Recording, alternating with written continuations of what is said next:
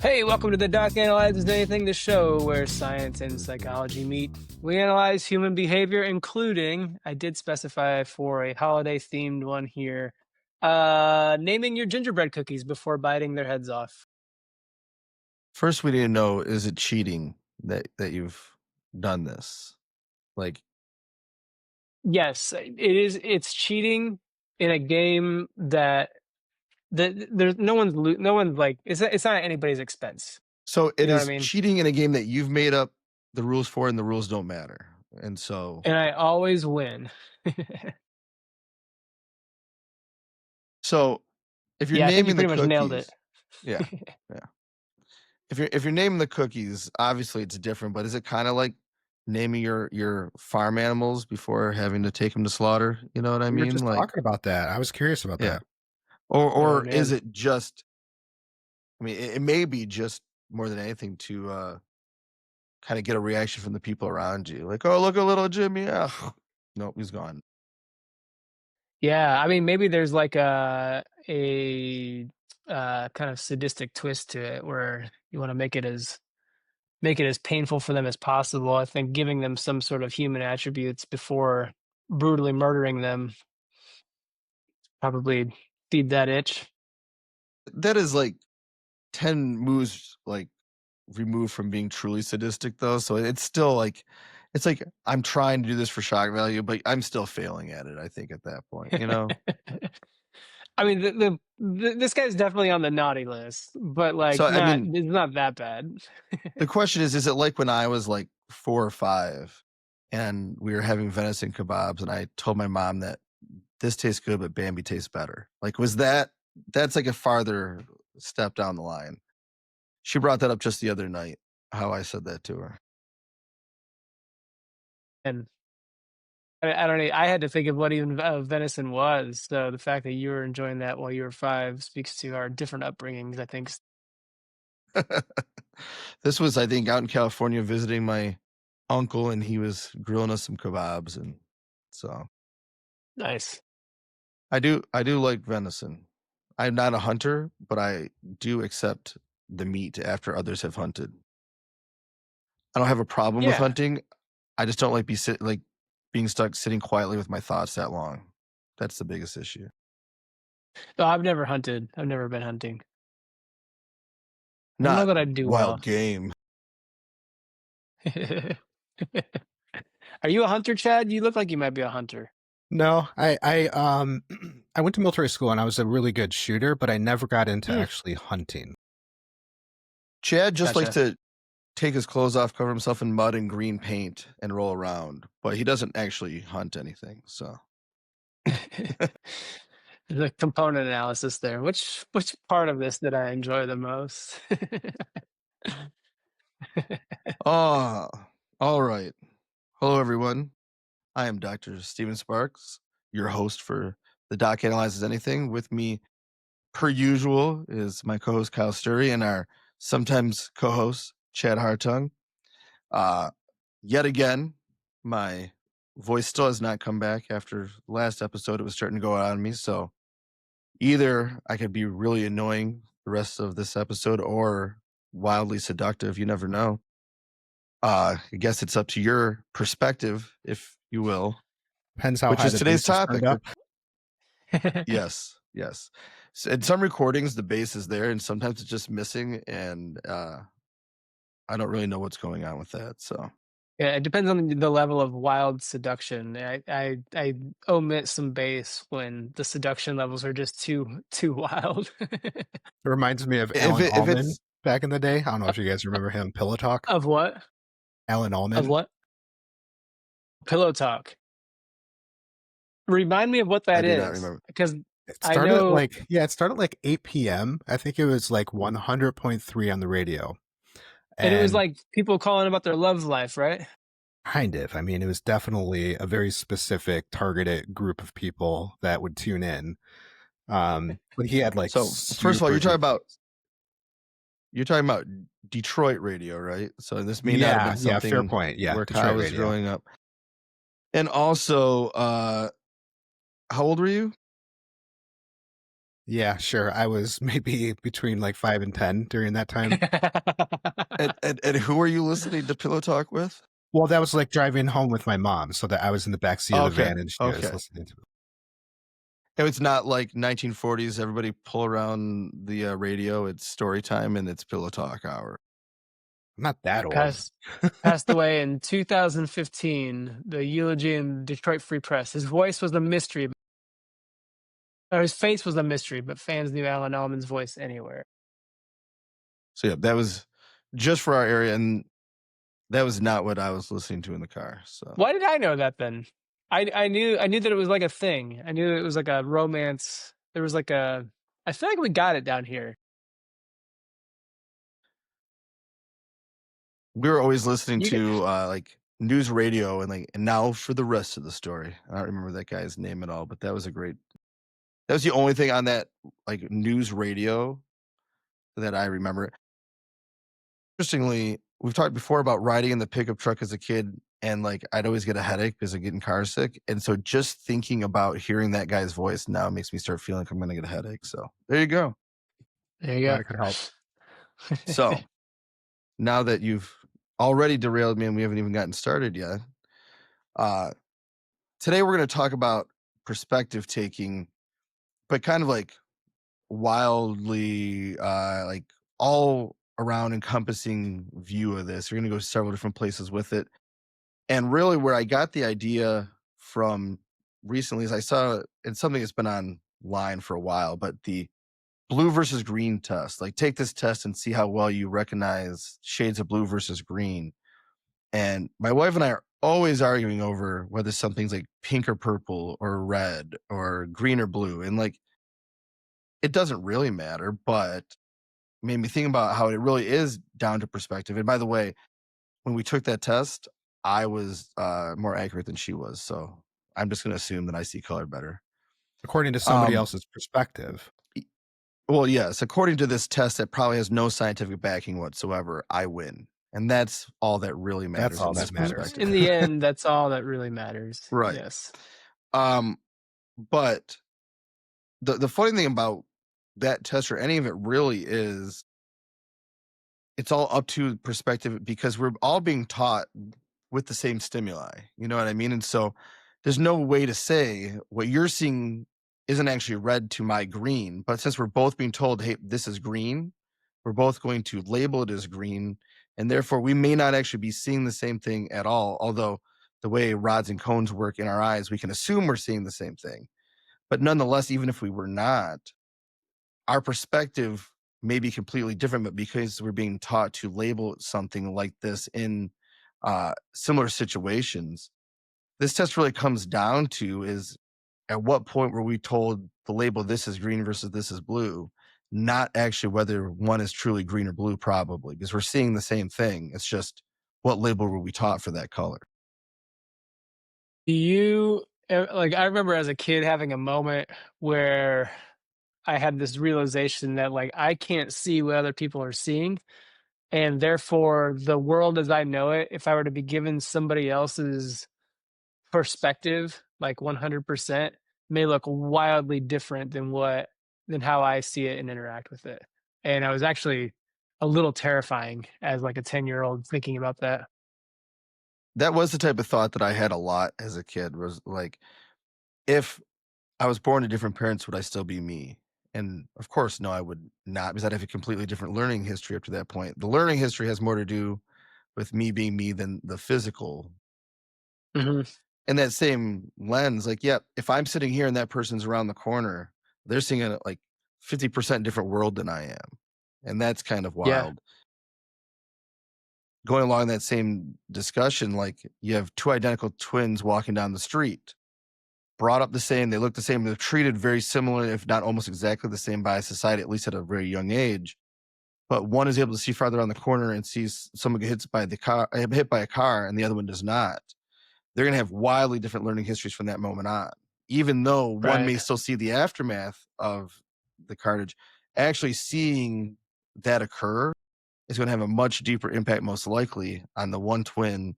And at that point, they're going to be very different people from that moving, like that point forward. just because of that physical perspective. We're not even talking about psychological or social perspective as well. So does selective attention come into play with that? Define it for us. What do you mean by selective attention? You're talking Well, like let's say how you growing don't up, ever hear your wife when she wants you to do something? Is that what you're getting at? that's probably the easiest way to, maybe you become numb to certain things growing up. Like I lived in Royal Oak for a number of years, and so I heard the train. And then when I moved away from Royal Oak, I had trouble sleeping because it was too quiet. And if that's a situation where one person of the twins or somebody gets, there's a car accident next to them, one person hears it, one person doesn't, could that be because they just selectively don't hear that sort of thing or pay attention to it where the other person does? It would definitely be that sort of thing, but it probably has a much more complex learning history as well. Like I agree, when we're up north, sometimes it's a little quiet for me. Just hearing the traffic growing up in a small city, like I'm just used to hearing traffic all the time. Um, but thinking about it in terms of like I was half joking saying about you not listening to your wife, but to call my wife out again one more time, I've been trying to find a new jacket. I need a new winter coat. We went to a few stores looking at winter coats, and I'm like, well, I really need probably one that's nicer and one to wear like playing around in the yard. And I had talked about this a couple weeks before, but she was not attending to what I was saying. And so she's looking at me crazy, like, why are you trying to pick out these nice coats? You're just gonna get ruined playing with the kids. And so because we have a long history of our communication together and you get distracted by other things in the environment, especially with children involved, we tend to learn when there are certain key phrases or things that we need to pick up on, that this is important, that I need to attend to. And so I can joke around like, oh, she just wasn't paying attention to me. But based on everything else going around, none of those key words or phrases were probably mentioned where she's like, this is important, I need to attend to this, versus something where like it's a medical appointment we have to make it to, or something like that, where like, oh nope, I'm going to attend to you instead of whatever else is going on. And so there's a lot of learning history that goes into selective attention and what you're actually going to attend to in the moment. If you're talking about at least in your day-to-day living situation and the things that are affecting your behavior, and they still will to a certain extent, even if it's not salient or obvious to you at that moment. But comparatively, talking about a coat was not that big of a deal compared to the other conversations we may have where she would key in on and actually help me pick out a coat rather than walking around for an hour before we actually got on the same page with that. So That's interesting. When I worked in corporate, one of the things that we would teach our salespeople was when you have something important to say that you want your customer to like actually retain and potentially get some feedback on, you use their name because that's like an attention grabber and they begin to focus. But if you've got like 13 pages of contract stuff to go through and only 7 points are like super important, then you don't call out their name during the other parts. You just go through what you need to go through. And then when you really need their attention, you just do their name. And I brought that into our home. So like if Amy has something that she actually needs me to know, she uses my name. Aside from that, it's always like the typical, relationship pet names that we use. But when it's something super important, we call each other by name to like focus, lock in. What's your I favorite assume pet everything. name that she calls you? My favorite I'm what? picturing Your your favorite pet name. What does she call you? That Well, they're I'm just the picturing generic. something like Monsters Inc., like Googly Bear, something No, like that. she says my love in Spanish, so she says mi amor. That's probably the one that Aw, I like the most. I'm gonna call you that. Just here and That there, not all the time, that but could just get a when I little need you to awkward. pay attention. Yeah. Right. Yeah. I when I was teaching some classes at Western Michigan, and we were told just put everybody in like order by alphabetical order. That way, it's easier to make sure you're handing papers back. It just makes sense because it was a small class. It was only like 15 students. It wasn't a big lecture. Um, but knowing that I'm not good with names, it's going to take me a while to remember everybody's name, anyways. I told them on the first day, like, all right, everybody get in line alphabetical order because there's no way I'm remembering your names. So we're not going to even bother trying here. And when everybody laughed, got them in order. I'm like, all right, there's 3 Jacobs. So you are now 1, 2, and 3. There's no longer your first name. It's just, I'm going to call it 1 or I'm going to call it 3. And then 2 ended up dropping the class, but 3 did not get to move up to 2. You stay 3. That is who you are as a person now. And so it was just 1 and 3 from that time forward. But both of them went on to get a master's and in behavior analysis. And so obviously they enjoyed me not trying to remember the names and just calling them 1 and 3. It was your impersonal approach that they appreciated the most. It 100% was the fact that I obviously did not care about them as a person whatsoever, that they're like, you know what? I want to do what this guy does. I don't know if this will side rail us or not. I think this is in line with what perspective taking is all about, but kind of more along the lines, less about keeping people's attention and more along the lines of like a learning history and shared experience. But like have you ever heard of the flashed face distortion effect? Can I share Not, this? yeah, I looked it up while you were talking. thanks for paying attention. I was paying attention. So look at the dot in the middle, the cross in the middle. And then as this starts playing, what will happen is the faces, as long as you don't pay attention to the faces like left or right, only look at that crosshair, the faces will begin to look distorted and like almost nightmarish. But if you stop and look at them, they're totally normal. Case in point. Oh, I'll fast forward here. Watch this. Yeah, that is interesting.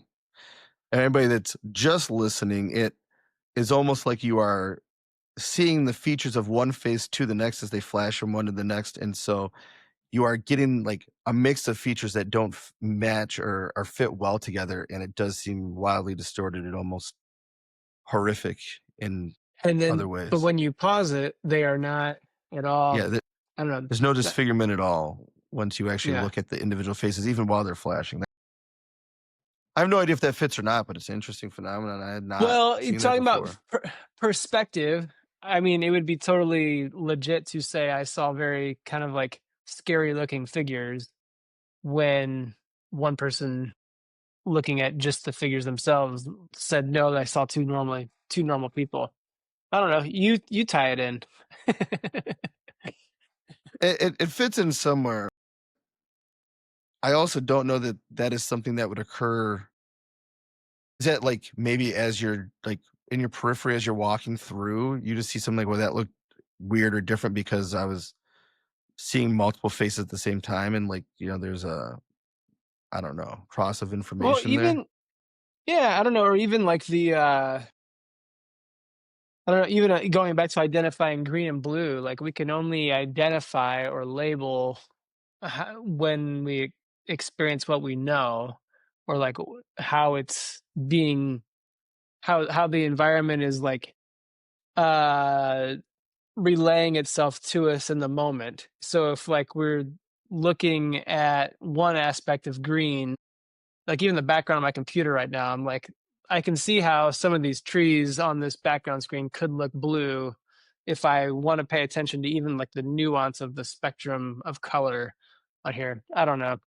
I'm Maybe more along the lines like, how about, all right, remember the blue yellow dress meme thing that was like probably what, yeah. 10 years ago now? I don't remember when the hell that was.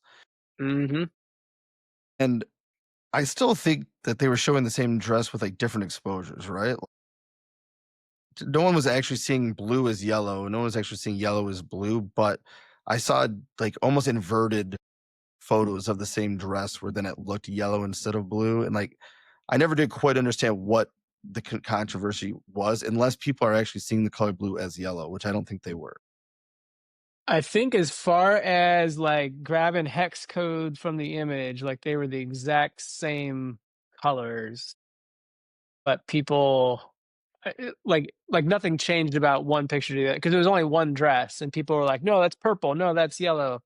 And the argument was like it's not like they were changing picture to picture. It was the same exact picture. Because I saw pictures of it both, and it just looked like a very like washed out, like almost if you left a picture in the sun for a year and blue washed out to yellow is all that it looked like when I saw the other version of it. And I never did figure out, like, are people just seeing the same thing just weird, or are they actually seeing different versions? I never did. Or is it that the screen on their computers were set to different settings? Yeah. Well, and I that's don't a good point. Like again, how it's being relayed to you, like maybe that screen was more sensitive to certain parts of the hue. Yeah. So even like the purpose of this podcast is perspective taking, really. You know what I mean? Like, just because we tell you this is how something really works doesn't mean that you're going to experience it any different, but it will give you a new perspective of, what might be going on. So had the example of like your jerk neighbor, if you accidentally step on their lawn, they come out screaming at you and you're just like, oh, what's wrong with this person? They're unhinged. Um, but when we look at, like, scientifically, there's a lot that could be going on. It's not like it used to be, where a long history of people taking a ton of pride in their lawns, and some people still do. Obviously, that's kind of the point. But I was looking it up. It's like 17th, 18th centuries. That was like the in thing. It showed that you were higher class, that you had a lawn, you had this not only property at all, but you're keeping this area looking very nice and pristine. And it continued up to being like a very strong reinforcer until its heyday in like the 1950s and 1960s here in the United States. And then it started dropping off seemingly anyways since then. And now there's almost a push against it. Like, putting all that time, effort, and chemicals into your lawn is not good for the environment. And so we don't tend to think of it the same way as some people do. But, what if generationally this person is just taught that, no, this is something you put pride into, this is your thing, that you do it well.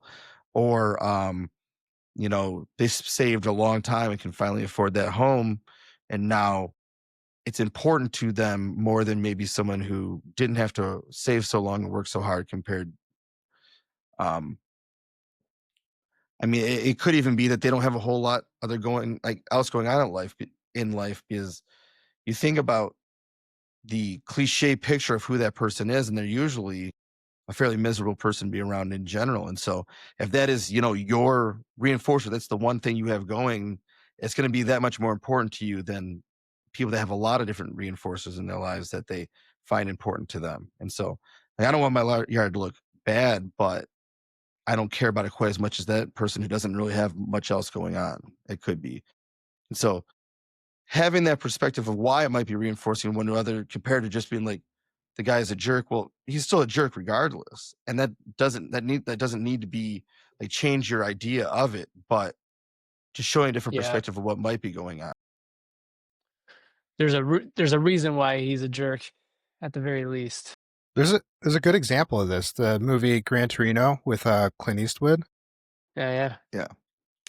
Like, Yeah. literally, the walking on the lawn thing was on there, and then, not to spoil the movie, but like, it turns out he's not what people thought he was, not at the surface level. Right. It's been out for a few years now. Yeah. It's True. If you haven't, it came out in 2008. If you haven't seen it, that's on you. Kind of your fault now. Yeah. Another example I thought was interesting is the shape of food tends to play a big role in how much some things liked. I can't remember where I was, but there's like a candy sitting out, and it was like chocolate and peanut butter, but a spherical, kind of powdery outside texture, and it just didn't look appetizing compared to, a peanut butter cup. Or in my household, my wife swears that the shapes that are come out for the holidays taste much better than the original peanut butter cups ever I'm did. with her. I'm with her. The Reese's Christmas trees taste better than any other Reese's there is. Oh, nice. And so I've mentioned before that I'd rather have the Reese's Pieces than anything else out of all of those, but that's got the candy shell, so that's changing it a little bit. But is there really, if you did a blind taste test, cut it up into a small, like 1 centimeter cube, and gave someone like a bat versus a cup, would they actually taste any difference? Or is it just that the perspective of the shape shows that it's something special, it's something better?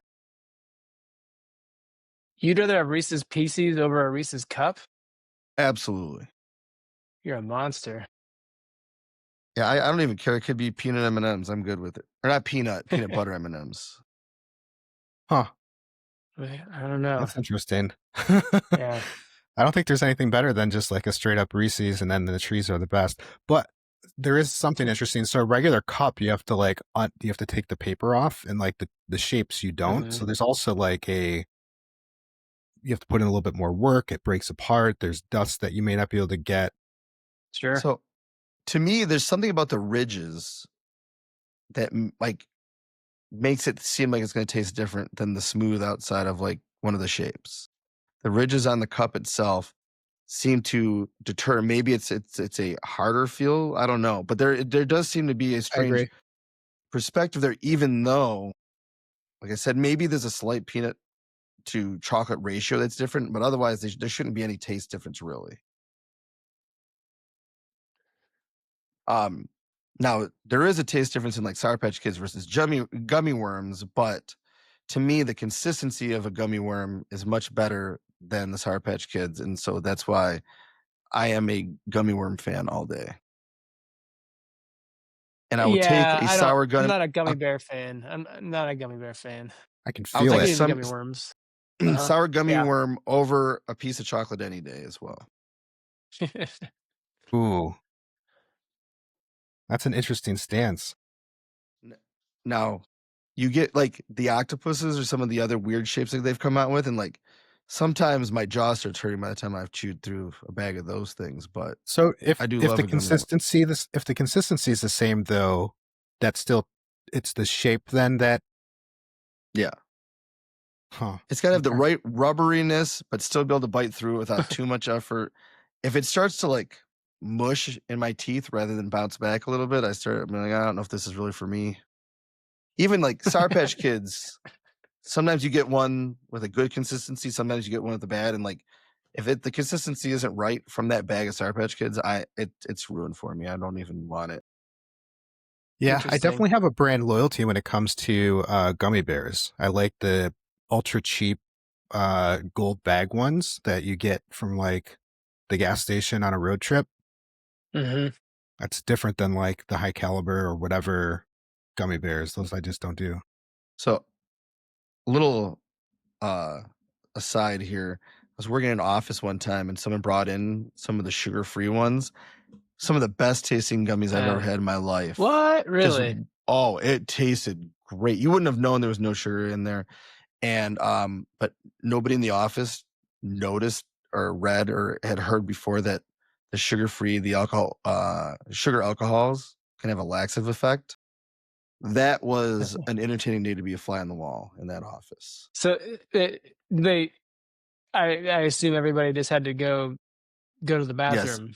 It was a Wow. fairly big office, and so there was just like mayhem as people are trying to figure out who's going in which direction so they could go to like the downstairs bathroom that's in another part of the building versus like the one right there. And it I only had a couple of them, so I was not affected. It was just an interesting display to watch. You were unscathed. Yes. Speaking though, Well, with like that perspective was probably interesting. yeah, it's much better than the other perspective there. Yes. Yes, indeed.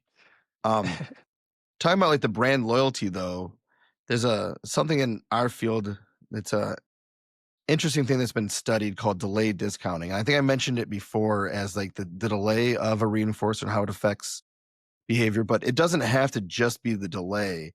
It has to do with offsetting the reinforcing value of one thing compared to another due to some factors. So if there's a sale price on Magnitude. yeah, if this is like the sale price of the off brand versus the brand, like some things like you're talking about the gummy bears, you can probably get a good gourmet gummy bear, but it's not any better necessarily than the cheap ones you prefer. But when it comes to something like a cola, like people that like Coke aren't going to, take the discounted price if RC is on sale or something like that. I mean, there'd have to be a big Right. offset. And even then, they're probably not likely to do that. And so there's a whole part of our field where they see which factors including price and brand loyalty, determine what will be bought depending on the different situations. And so they'll fluctuate the prices fairly extremely just to see what the buyer behavior would be. And they called it delayed discounting because it originally started with the delay of the delivery of the reinforcer and how long does that delay have to increase before you will choose another reinforcing outcome or a smaller reinforcing outcome compared to the delayed one. But it does, Like a just classic example being like, do you want $1 today or $100 in 20 years from now? right. Getting Like that if it's extreme. like $100 a year from now versus $1 today, then you'll probably take the $100 because $1 today isn't that big of a deal. But 20 years from now, you're Yeah. like, I don't want anything. I don't want to have to try Take to a dollar. find you in 20 years. You know what I mean? Like, so I'll take the dollar and just be on my way. Right, Um, right. Back to the Coke versus Pepsi. Well, you didn't really say that, but Yeah. so we, Amy and well, I have been, I stay with RC just because I think very few people choose RC, but there are yeah, people that are going to choose Coke or Pepsi, and so there wasn't like yeah. a large of a divide there. So Amy and I have been off pop for a long time now. Like we've never been big soda or pop drinkers, but Mhm. she found this Zevia.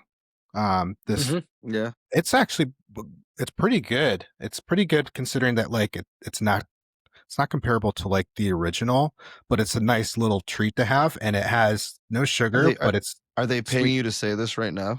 but it's sweetened with stevia leaf Yeah. extract. No, they So should though. what I have found, I think again, this is a learning history, probably a perspective taking, if you will. In my family growing up, it was very much like we don't do the diet pop thing. It tastes weird. Like it gives me a headache, is what my mom would always say. There's just something not quite right about it. And then back in that time period, there was also a lot of discussion of whether it was actually bad for you compared to real sugars and that sort of thing. And so now I can pick out like non-sugar sweeteners and almost anything I get, and it just doesn't taste right to me because of that learning history. Whereas a I'm lot of with you on people that. love the taste of Diet Coke. To me, it's like chemical, and I'd rather just drink water. Yeah, my I'm with parents you. were caffeine-free diet, just like pure chemical.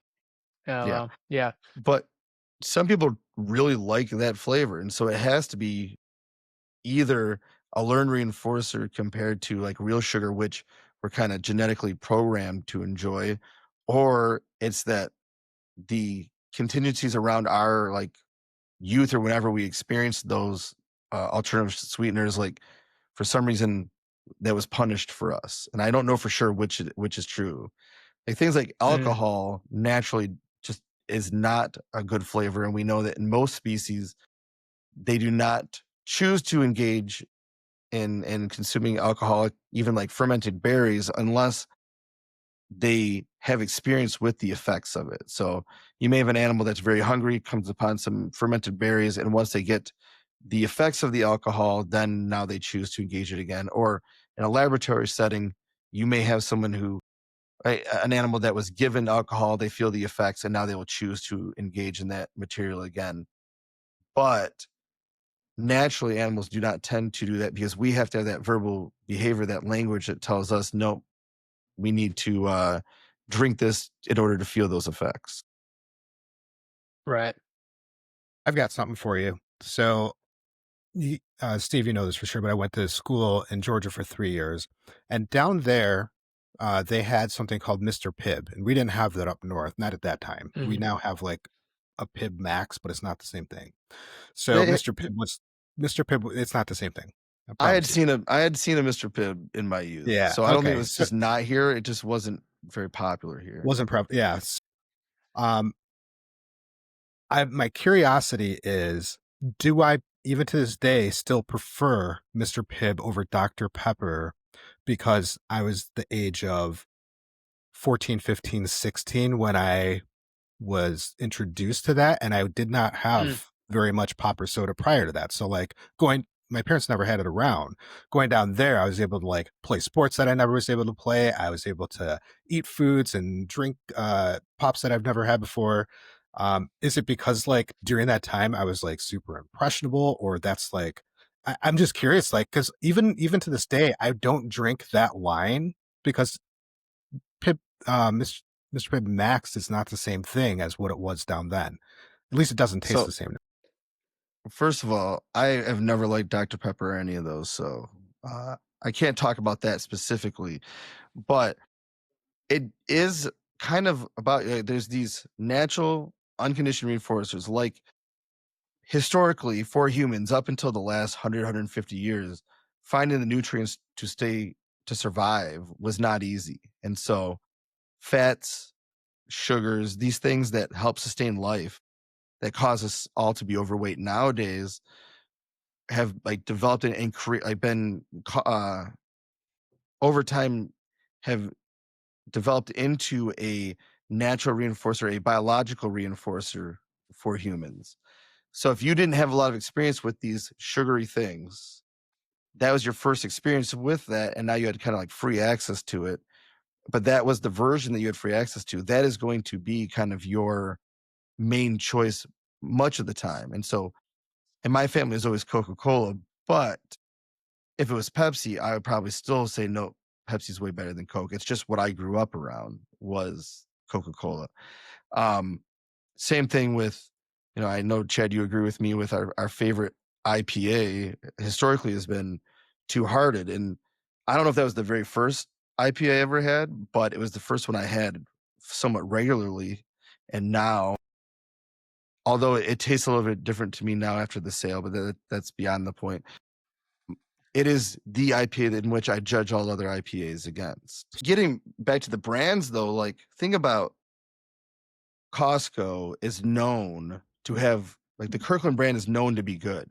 But when it first came out, it was like, oh, this is kind of like, the store brand, and store brands historically aren't at least perceived to be as good as the name brand. And so over time, they've spent enough time and effort, and a lot of times they're actually produced by name brands. You just don't know which name brand it is.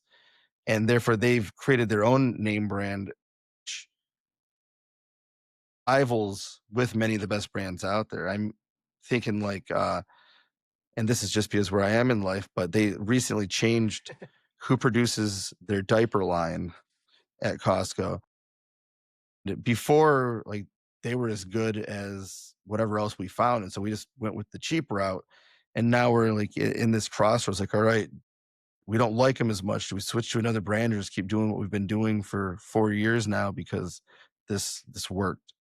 And I realize as I say that it sounds like our 4-year-old's in diapers. It actually is across multiple children in 4 years, but that's all right. I thought it was for you, so I'm Oh, glad you. I am Good one. lazy, but I'm not quite that lazy. They're not as comfy anymore as they used to be.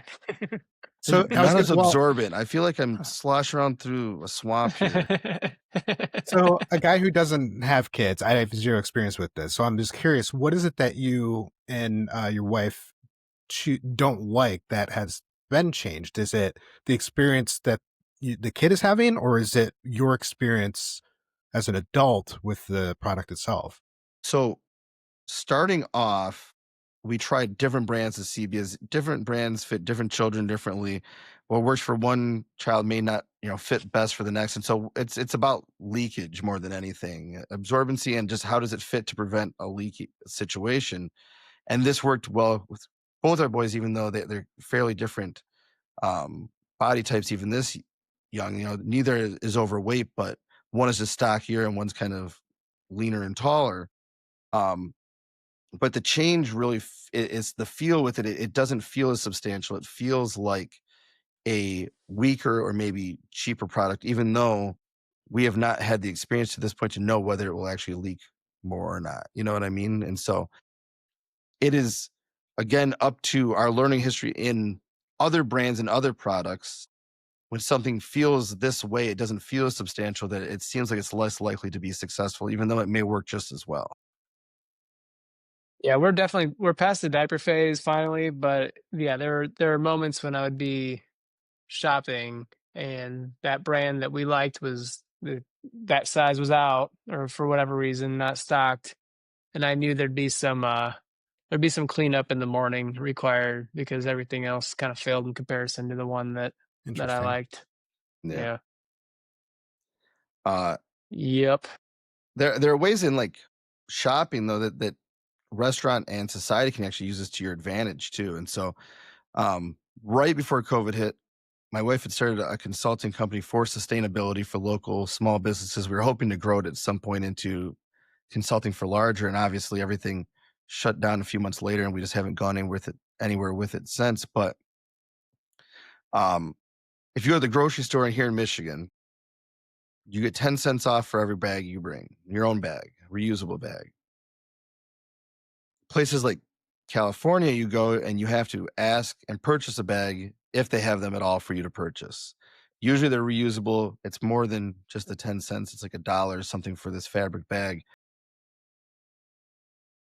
But if you took all those 10 cents together, that, it's that the grocery store is taking out of their funds. I don't know how much the bags are costing, assuming it's probably less than 10 cents. Pooled that and then say, did a drawing for like, I think I did the math at one point to show to this local grocery store that like based on the average grocery store in this area, this size, the monthly purchases and the number of bags used, if every single person brought their own bag, it would cost them about $5,000 a month in discounts. Now, Hmm. how much they're actually saving over the cost of bags, I'm not sure. But if they were to take 1,000 of that, 5,000, do a drawing each month, and every bag of your own that you bring each time gives you an entry to that drawing. It doesn't have to be cash. It can be to purchase the products at this store, which again have markups, so it's even cheaper for the store and brings more people in because they have a chance to win free groceries. It could have a much larger effect on people bringing their own, bags and helping the environment, bring in more shoppers in general, help their bottom line, and potentially save them money if everybody actually used the program the way it was meant to be used. And so the perspective of the shopper is, hey, I can get $1,000 and all I have to do is keep remembering my bag each time. Perspective from Yeah, the yeah. store is I can save money and bring more shoppers in. And the perspective from the environmentalist is, hey, we're actually helping the world here. And even though neither party may even really care that it's better for the environment, we do because we've designed this program. And so it's like the Bad same news for the phenomenon. plastic bag companies, though.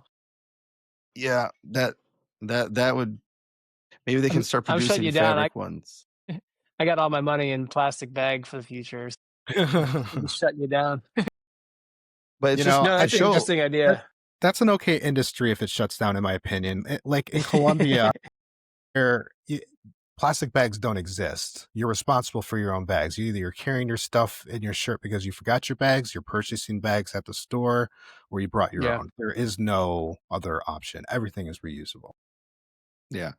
And that horrible person, I always forget, and I either buy a new one each time or I get paper, and then I'm like, all right, I have to find a way to reuse this paper bag at some point and Okay, I recycle so it. forget So too. There. Go ahead, no, I Chad. was just gonna say. So I found a really good use when we forget, and we have paper, which happens like maybe like 3 times a year.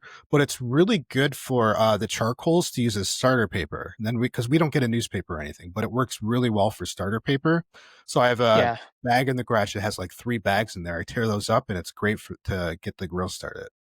We've got our wood burning stove going right now. The wood burning stove, one, cuts down furnace use, and two, is pretty much every morning fueled by at least starter by a paper bag because they just rip up and use those with the kindling. It works really well. and it was a class that I took called Psych of Work, and it's was not keying in on this type of phenomenon, but it was interesting and gave me a lot of ideas for this sort of thing because they were talking about miners using like mining companies using uh lotto tickets and how you couldn't afford to give everybody the big bonuses to like based on their performance, but a $1 lotto ticket cost the company very little, but the chance of winning $1 million or $100,000 was such a large reinforcer, even if you didn't win, that was enough to meet performance. And then so there's a lot of different ways that, you know, sometimes when people don't want to work the holidays at one of our companies, we're like, we'll let them choose, okay, an extra $2 per hour, or we can take all those extra $2 for everybody working, pool it, and one person gets a windfall, and we'll let you choose which is more motivating for you, and like who's actually going to volunteer to show up for that shift, and things like that. Even the ability to make the choice can have a large effect as well. Giving away industry secrets here. I mean, you can always hire me to consult for your company too. All right. Should we talk about Eminem? Not. I was gonna say something like I saw that I was driving yesterday, and I first thought, I'm like, why does traffic always seem slower when I'm like worried I'm gonna be late for something? But I think we all can see that is just because of the anxiety that we're feeling at the moment, and it's probably not that they are all against me trying to slow me down so I'm late to my appointment. Probably not. Like I was. Yeah. Probably not. Inspiring. Yeah. Difference in time too, like looking at perspective in terms of when in human history something's occurring. I was reading a book written, and this is something someone mentioned, I don't know where, a few months ago, and like made me think about it, because I will, like, tickling our 2-year-old, do like this little piggy went to market, this little piggy stayed home. And You tried growing that up, with me. I didn't like it. yeah.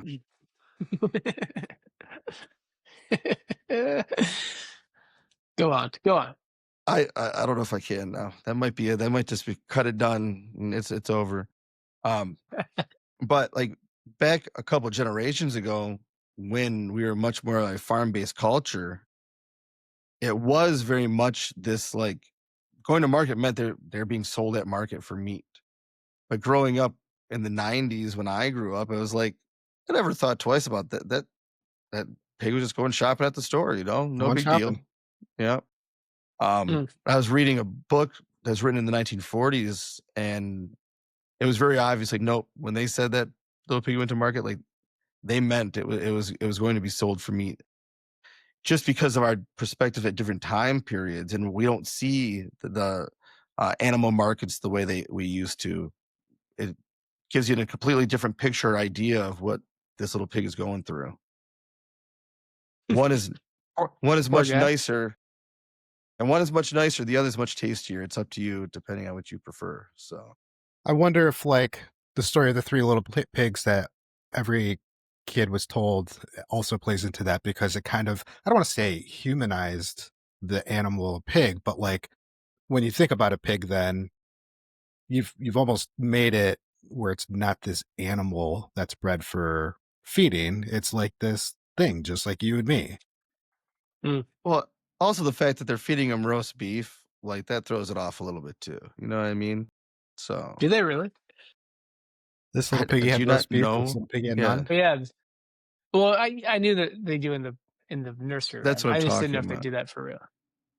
Or do they do that for Never real? mind. It depends on the slop. At least my cousins, who they were raising longhorn cattle, but they had pigs as well. The slop was almost anything left over from the kitchen, so there was going to be some roast beef in there, but they were not, like, purposely, as far as I know, feeding the pigs roast beef. But maybe I'm wrong. Maybe like 3 generations removed, going down to visit in Kentucky here and there, I did not learn how things really worked. Who knows? Probably for the better. My daughter the other day, she goes, "If mommy were a spider, she would have eaten you after I was born, Dad." It's like, yeah, cool. It was a little creepy. What did you post the other day about the list you found in the playroom or something like that? That I they're like, found a blank list that just said crimes on the top of it, and then just just said 1 through 20, and then it just said crimes on the top. did you ever find out were these crimes they were planning on committing, or crimes they I were just recounting? Or I didn't want to ask. it's They probably they better did play not to. they did play D&D down there at some point this week. I wonder if it had to do with that. But I also would like to think that there's like a Christmas ploy going on here. I'm gonna hit up Uh, Duncan's toy chest before Christmas Day. I like to think that this is like a small crime syndicate, just like the streets of New York or England back in like the late 1800s. They're just running around like a team of pickpockets or something. That's what I'm Dude, they do hoping. have some the kids in the neighborhood are really funny. There's like a snow cone stand down at the end of the street, and it's like For $3 everybody for a that's snow not cone. watching, he is pointing to where the cone stand is, just so we know It's exactly real where. important for the story, yeah, because there's a snow cone stand due north. um, it's like $3 a snow cone, but these kids have figured out they can get um, there's just the shaved ice for $1. And so they go and they get the shaved ice for $1, and then they all go in on a 2 liter of Fago at the grocery store that's also toward the end. We have like an old timey general store. And so they buy it for $1, and then they just dump the Fago onto the ice and make their own snow cones essentially for cheaper than what it would cost them all. They just pool their resources, and it's less money than it would be to buy the snow cones. And the lady at the snow cone stand was like, "You can't do that," and they're like, "Yeah, we can." And now that's what they do every time. Like, why do you have ice on the menu then if we can't do Yeah, that? yeah. Going back to the D&D thing, I'm curious. You've played Cal? I assume you understand it. Well, that's his other podcast. Okay. I play often, yes. Okay. So, Deborah, what's her name, was teaching the guy from The Walking Dead. I can't think of the name. He was teaching him But yeah, like the concept and how to play, right? And when she did this video, I was like, that actually sounds really interesting. Where prior to seeing that video, I had no desire to even, because there's this like thing yeah. about people who play D&D, right? She But she then made her own like fun house. Have you seen this? Like her own like interactive. You're talking about the girl from Daredevil, right? I don't know. She's skinny, maybe like reddish blonde hair. Yeah, yeah. Yeah. She does a lot of DMing, but then she also made her own like interactive fun house that celebrities were playing in. They're playing D&D, but also it's like an escape room too. So like they actually have to go and like crack codes and things See, like that. that It's might pretty be a little fun. more my speed because my problem is I lack imagination. And so when you're just reading off, you're walking through the forest and you come across this role, I'm like, I'm not seeing it, guys. I'm Well, sorry. I I feel need like a the person video who's like or whoever, I don't know what the titles are, but whoever's in charge of it, who wrote the campaign, I feel like they have a huge responsibility to keep people engaged and enjoying it. Like you could have a really terrible person that would make it not an enjoyable game, or you could have somebody who's like see really, the really difference into it. is though, there's this Yeah. new fangled thing that's exactly the same, except it is more interactive called video games, and I can just do that. It's what they wanted video games to be in the 80s and Yes. 70s, but wasn't quite there yet. Yeah, there's a good, I mean, it's all my friends. I've never really played a whole lot with people I don't know. And there is a kind of back and forth, almost like an improv attitude you have to have about it of like, I want to do this, and then the DM has to make it happen because it's like you're in a world, you can do whatever you want, but there's also like an unspoken like, I'm also not going to dominate this campaign either, and like not let anybody else play too. So like there is a back and forth of like being on the same team, but also being like willing to say like, actually no.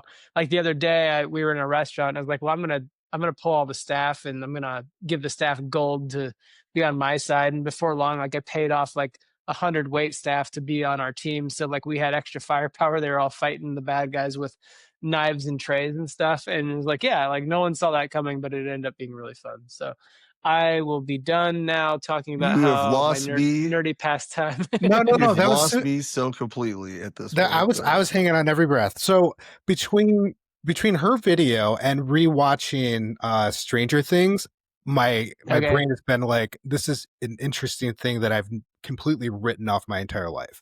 Not that I'm jumping in, Yeah. but it's something that's like I'm now aware of that probably could be, good or enjoyable or whatever that I've never even considered before.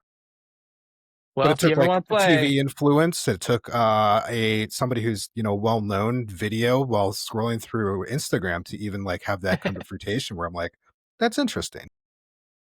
Chad, you can join our campaign. We can do a one-off for you. I will That you I can be an will not. NPC. That doesn't sound like a fun role. Yeah, you'll probably die.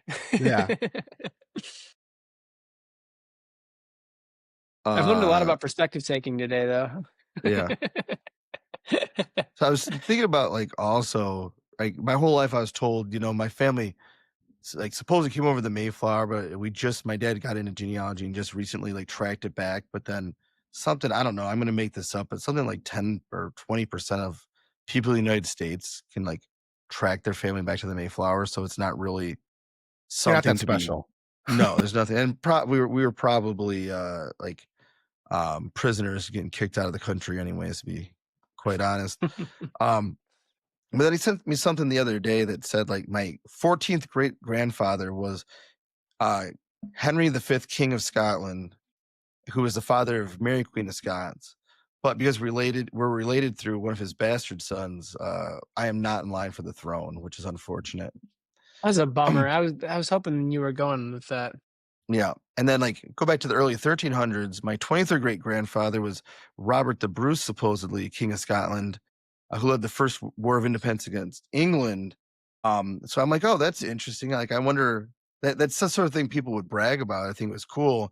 And so I looked it up. It's like there's potentially between 10 million and 200 million descendants of Robert the Bruce. And so it's again the perspective like, oh, there's this cool thing. Like, look at me. And then you actually look at it and you're like, oh, but look at everybody else too. You know what I mean? So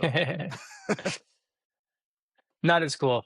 no. I drank a Robert the Bruce over the weekend Oh, in I, Indiana Brewery, Three Floyds. I do like Three Floyds, but I'm not familiar with that one. So Oh, really? You would like it. Scotch ale. It's on IPA, which we all know the origins of IPAs. all right, let's do a all beer episode. Like, what is the I know. do you know what the origin of a stout is? I don't. It is just an extra strong porter, so it's a stout porter, and that's where the label of a stout came from. Like heavier. Yeah. That So makes sense. that's all it's like same process. I mean, now we're going with like super high gravity imperial stouts, and they've made 50 different types of stouts, but historically it was just all it meant was a stout porter. Mm. I feel like Brad should have been with us for the beer conversation because he would have gone off on some tangent about stouts or something.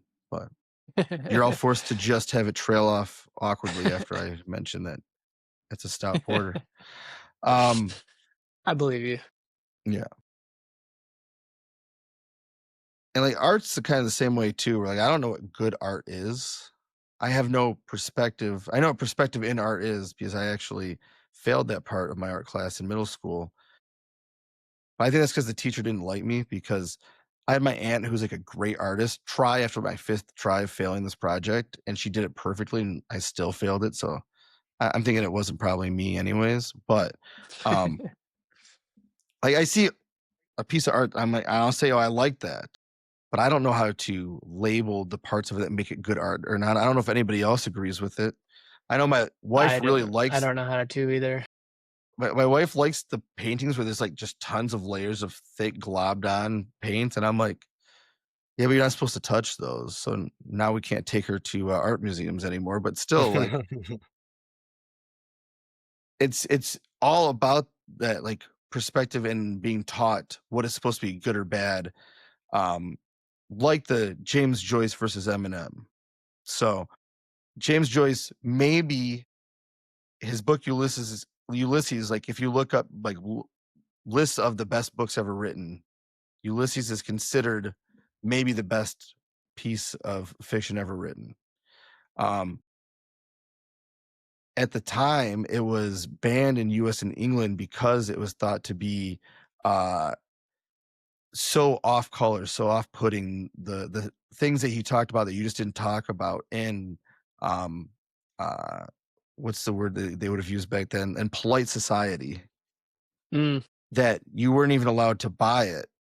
And it's kind of like, I know I'm again dating ourselves a little bit here, but when Eminem's music first came out, and lyrically truly is genius the way he interweaves and uses some of the words together, the same way a great like writer of one of the best novels would have, except the language that's being used, the stories, that sort of thing, again, I'm banned. And so do we then look 100, 150 years from now back at his work as being true art rather than just a rap song, kind of like you would looking back at James Joyce's work now, which at the time was frowned upon by polite society?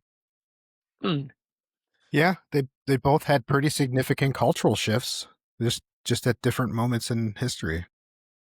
Yeah, it definitely, just even 20 years later, 25 years later, Eminem's music doesn't seem as offensive, except for certain lines here and there that, you know, would get you canceled in today's society. But in general, the overall topics, looking back, don't sound or seem as horrible as the news was making them out to be at the time, anyways. Yeah, I mean the word "stan" made it to the dictionary because of what well, because of the shift influence Eminem had. Maybe I'm just behind. I don't know. I never listened to him really. No, it's probably because we're from the Detroit area that like you couldn't help, Yeah. but This is it yeah. happened. That makes sense. That makes sense. Um, and really to tie it all back into, I think, you know, the topics we usually talk about in the first place, it's maybe most important to have perspective taking, because that is what allows and builds like empathy and sympathy. Like, Mm. it reminds me of the song "What It's Like." Who was that by? Was that Everlast or something back in the day? Where like, uh, One third of the band, the hip hop group. What was he in? I know what you're I talking about, have, but I I can't remember what it. want to say Crisscross, but it's not Crisscross. No, it was. Jump Around. Who did Jump Around? Marky Mark? No. No. Jump Around. Jump Yes. up and get down. Uh, That one. House of Pain. House of Pain. Why would you do this to us? I didn't Google Why? it. And I like how uh, Chad calls out Mark Wahlberg, Marky Mark, like he's not just one guy. Marky Mark and the Funky Bunch. Okay. Well, the Funky Better? Bunch. You could have said he could have said he may have been. Yeah. I don't know if I'm Anyways, derailing this, but I woke up at like 1:30 in the morning the other day and couldn't go back to sleep. I was like, what happened to the rest of the Funky Bunch? And I Googled them all. uh, very little on the internet to learn what happened to the rest of the Funky Bunch. That's I funny. know so little. Mark and Donnie, as we know, went on to do things. Yeah. I don't even like remember there being others, truthfully. And I don't remember them at all, except hearing about them later on. So I guess that is probably why. But Good vibrations. anyways, I feel like this is just going to be a horrible time editing all of Empathy this, and but I don't know. sympathy? You're We'll talking see. about empathy and sympathy. Yeah, empathy, sympathy. Like, you see someone, you know, trying to ask for your change, or you see someone who's arrested for something, and in society, it's so easy to just think, oh, you know, this is a bad person, or this person has made bad Mm. choices, and that's why they're there. But when you get to the real story of what's going on behind the scenes, it's often hard to not feel bad and want to help someone out when you have empathy and sympathy. And so it really does take being able to take yourself and put them into their position to really feel that and want to find a way to help. And it's hard not to help once you put yourself in that position. And Yeah. like biggest example for me is like being a dad now. When I was growing up, and even in my like, no, late 20s, early 30s, if I heard a story about a child being hurt, it was like, that sucks. I hate to see that happen to a kid. There was a level of sympathy there. But now that like I have a child in that age group, it's like when my mom worked ER and like she'd just come home, hug me and cry because a kid my age was injured in an accident or something Mm, like that. You can actually feel the empathy, feel that emotion because it could be you, you know what I mean? And you can't help but put yeah. yourself in that position once you're kind of in a similar situation, which is not, it's not something I thought wouldn't happen, but I didn't expect it to be as powerful as it is, you know? There's a great behavior analytic article that talked about sympathy, empathy, and what's the third level? It's like sympathy being like you understand that somebody's experiencing something that's tough. Empathy being I've experienced something that's tough, so I can kind of feel what that person's feeling now. And then like, oh, some action word of like actually actively working to make better that person's situation being like the third level of that. So like drawing a difference and perspective taking being the common variable with all those three things, Yeah. three levels. I don't remember what the third level is. I know there's a word for it. I think like it's evading me at the moment, but some sort of like actionable making the world right. I feel like this entire episode has been examples that we couldn't get right and just stumbled over. The holidays are among us. I feel like I've put myself in like 2 days from now, Kyle, like sitting watching football by the fire and falling asleep. That's where I'm at currently. So maybe that's just where maybe this whole episode has been a lesson in perspective taking to that Oh, end. Maybe it has. nice tie-in, sir. I do have a question though. So empathy is the ability to understand, right? And share feelings with another. So is that So sympathy learned is or biological? understanding, and like sympathy is understanding and like feeling bad for them. Empathy is actually sharing in the feeling. Like you are actually feeling what they are feeling and experiencing it to a lesser extent, the same thing they are experiencing. So if you have someone who, let's say, you have never had a family member pass away, your friend does, and you can feel bad for them and understand what they're going through, but you've never been through it, you're not feeling it. Versus if you lost a family member and then a few months later a friend did, you are likely to experience those emotions all over again with them, like right in time, in the Yeah. moment. And so the second example is empathy. The first example is sympathy. Right. So Com- c- if we're at a restaurant and compassionate somebody falls off their compassion is the chair, third. what was it? Sorry, compassion is the third level then. Compassion would be feeling it and trying to make it better. Go ahead. Well, okay. So my question would have been then: so if somebody falls off their chair, right? I I Are you talking can be after I'm done empathetic. laughing, or Well, that was a that's kind of a little bit different. Am I the person who runs to them to help, or am I the person that's laughing? But my thing was like, some people have the ability to have empathy, like to understand what that person's going through, either their embarrassment or their physical uh, Mhm. discomfort with it, right? So, is that ability inherent? Is that learned, or is that biological? Like, without being like diagnosed something bad, is it okay? Are there people who just are not empathetic but still get through life with everything else? Or does I that think something that has to be learned? Like, can you be biologically not have that, but not be? I'm so. trying not to throw terms around because I don't know them all. Yeah. No, No, that's a good question.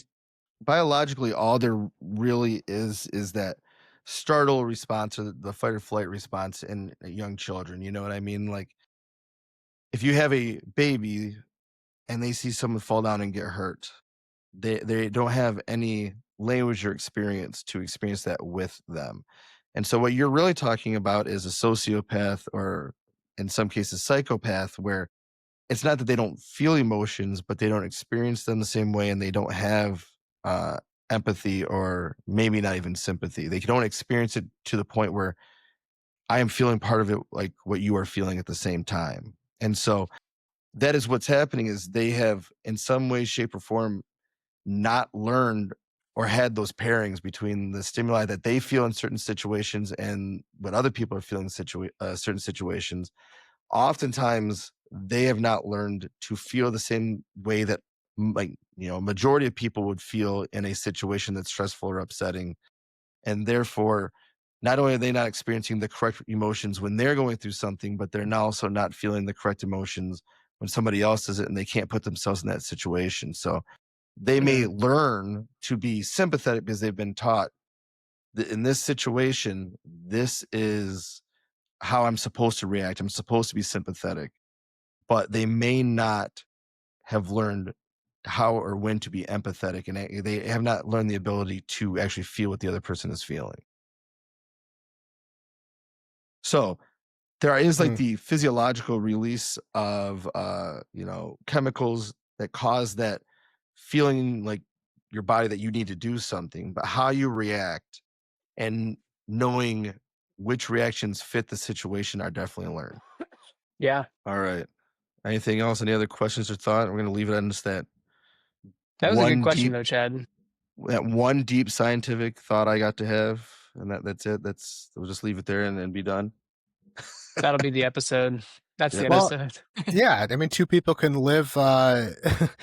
They can live life the same, but have different interpretations, and that's okay, right? That's kind of the whole concept.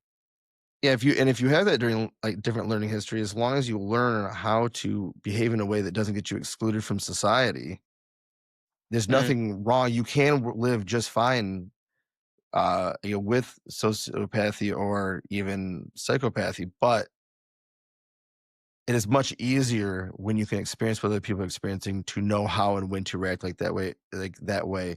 You have to learn it in another way by observing and practicing. Otherwise, you may react inappropriately at different times and people won't want to be around you, be your friends, that sort of thing. And so, not all people who commit crimes of certain nature, like homicide or sexual crimes, are sociopaths or psychopaths, but because they don't have the ability to be empathetic with the victim, those people are going to have a higher percentage of like making up the people that commit those crimes because they are not feeling what the victim is going through the same way. That's interesting. Yes. That's really interesting stuff. Finally got interesting at the very end. Finally pulled it together. We do what we can. All right. Well, I think that's all I have to say. Anybody else have any other ideas? Anything else to go over? No? Whereas we're getting into these holiday seasons, let's make sure we're all thinking about the good things and concentrating on the bright side of life, and always be looking over your shoulder because you never know when that little pea might be going wee, wee, wee all the way home and truck you right over, and that'll be the end of it. So be happy, be safe, and enjoy the time you have out there. A timely warning. I like it. Gobble, gobble.